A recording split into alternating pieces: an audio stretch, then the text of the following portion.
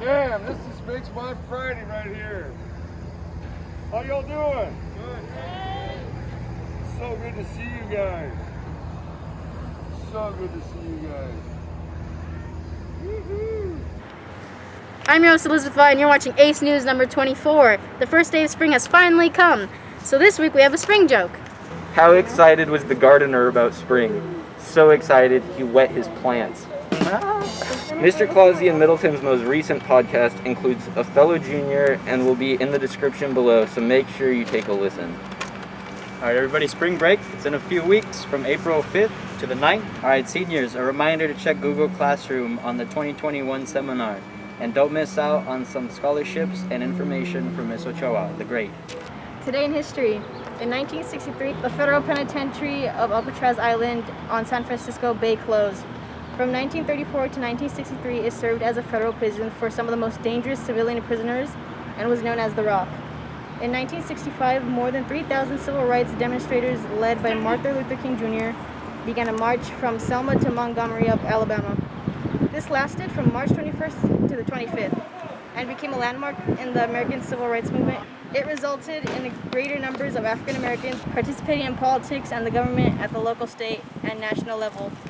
And in 1975, Ethiopia abolishes its monarchy after 3,000 years.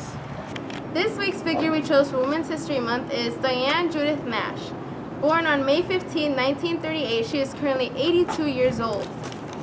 Diane Nash is an American civil rights activist, a leader, a strategist of the student wing of the civil rights movement.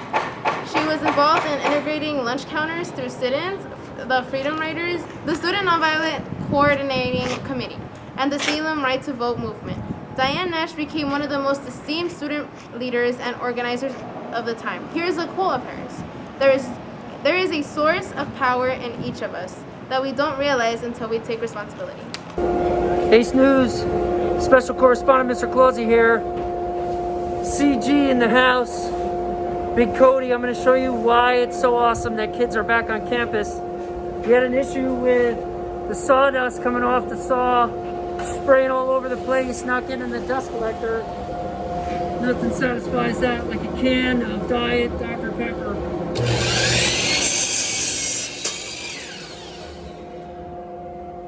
Brilliant. We're back. If you remember from last week's episode, March is Kidney Disease Awareness Month. An important thing to keep in mind is that kidney disease can develop at any age. Here are some risk reduction tips from the National Kidney Foundation. Cut the sodium. Americans today consume 50% more than the recommended daily quantity of sodium. Number 2, reduce red meat. High protein diets, especially those containing large quantities of animal protein, may harm the kidneys. Number 3, stop the soda. Sugar-sweetened beverages such as sodas are high calorie and contain no nutritious value.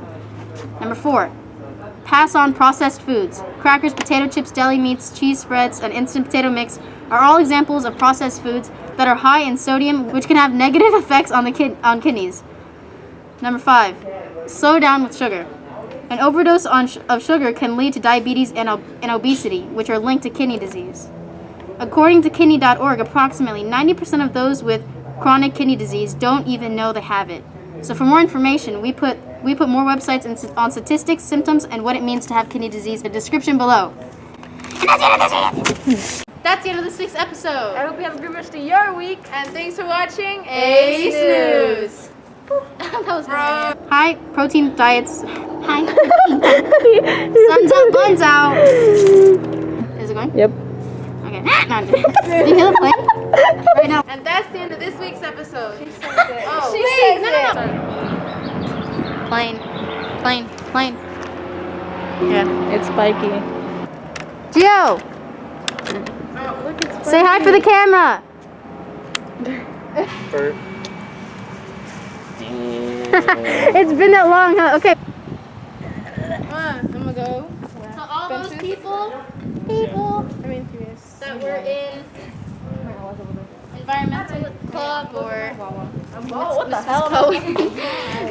the tomatoes, they're growing. So, yeah.